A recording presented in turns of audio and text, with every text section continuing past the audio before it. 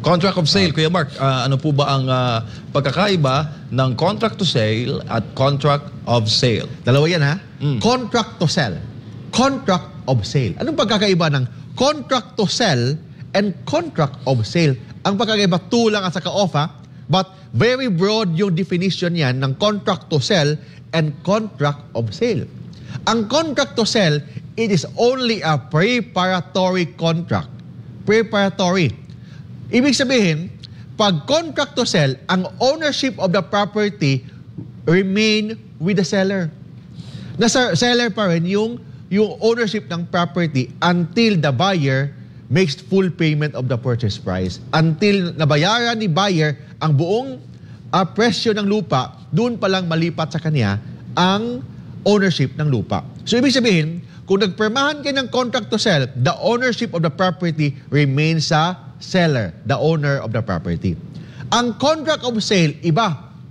Ang contract of sale, the ownership of the property will immediately transferred to the buyer upon perfection of the contract.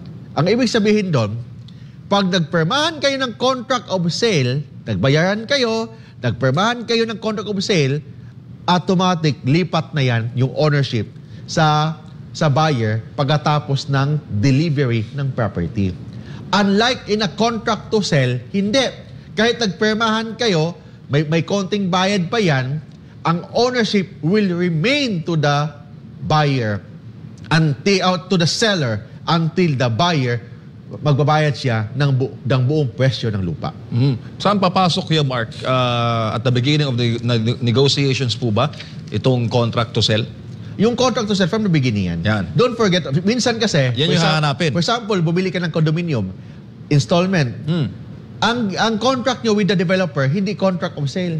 Contract to sell ang pinag-usapan dyan. Ibig sabihin, nagbabayad ka pa lang, habang yung condominium nakatayo, habang yung subdivision dine-develop, contract to sell ang minsan na ginagawa ninyo. So pag contract to sell, ownership still remains with the seller until na nabayaran mo ng buo, then that's the time that you will execute contract of sale. Ibig sabihin, ang contract to sell, preparatory contract lang yan.